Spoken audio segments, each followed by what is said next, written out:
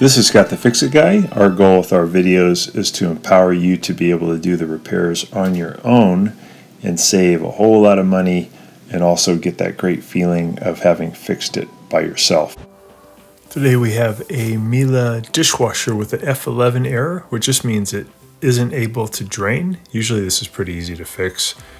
So I'm going to start a cycle. I've turned off the power, I turned the power back on, picking a new cycle, and when I close the door it should do a drain cycle. I've removed the little air gap thing here over by the kitchen faucet.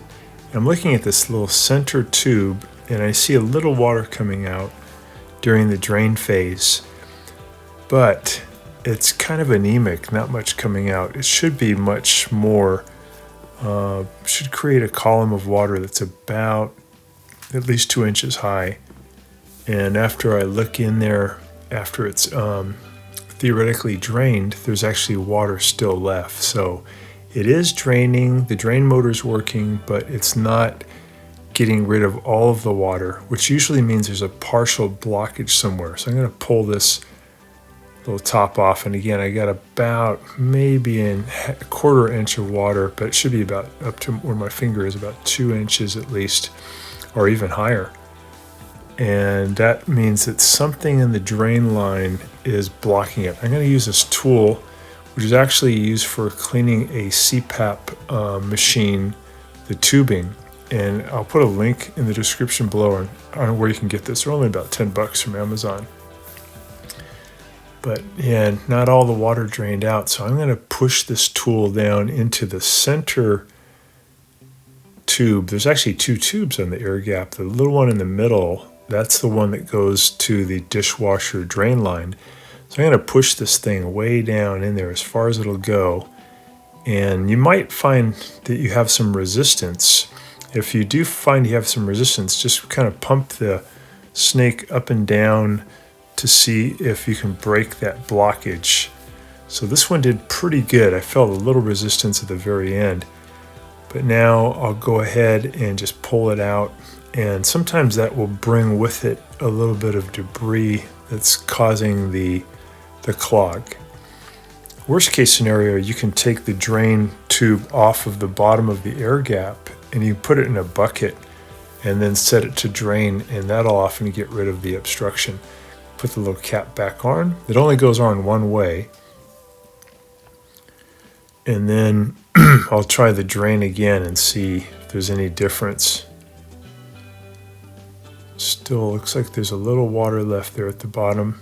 I'm going to take off the filter and I'm going to pull this little thing. This is a one-way valve. I'm going to squeeze it and push it to my right to pull this thing out. There's a ball bearing in there, and I noticed there's some junk caught in there, so I'm going to wiggle that out.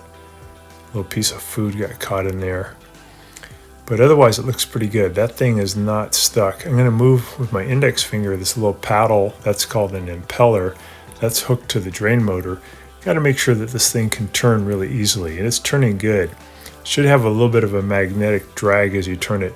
You never want to push this thing in. That's a temperature sensor because that'll cause a leak. But the impeller seems good, so I'm going to push it back in, and I'll put the filter back, and then I'm going to try it again. I'm going to set it to drain. Make sure I lock the filter in position. Just checking the little holes here on the lower spray arm. Looks good. Put that back and make sure I have this pointed toward the sink.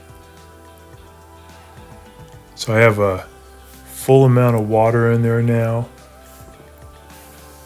And the water should go all the way up to the bottom of the filter handle when it's filling correctly. So that's a full amount of water. And now it's draining because we got rid of the obstruction that was in the drain tube near the air gap. We can hear that it has a really strong drain. We can look down into the garbage disposer and see a ton of water shooting out.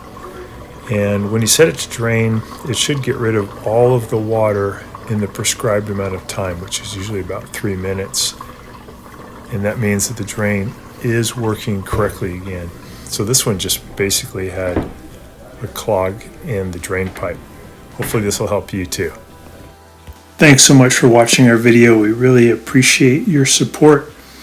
And when you get a chance, please press the subscribe button below so you can be subscribed, and also the notification bell so we can send you more videos about appliance repair. Please also give us a thumbs up if you enjoyed the video. If you really liked the video and it really helped you, please press this new applaud button and you can show your support and also get a nice clapping hands for your video. Thanks again.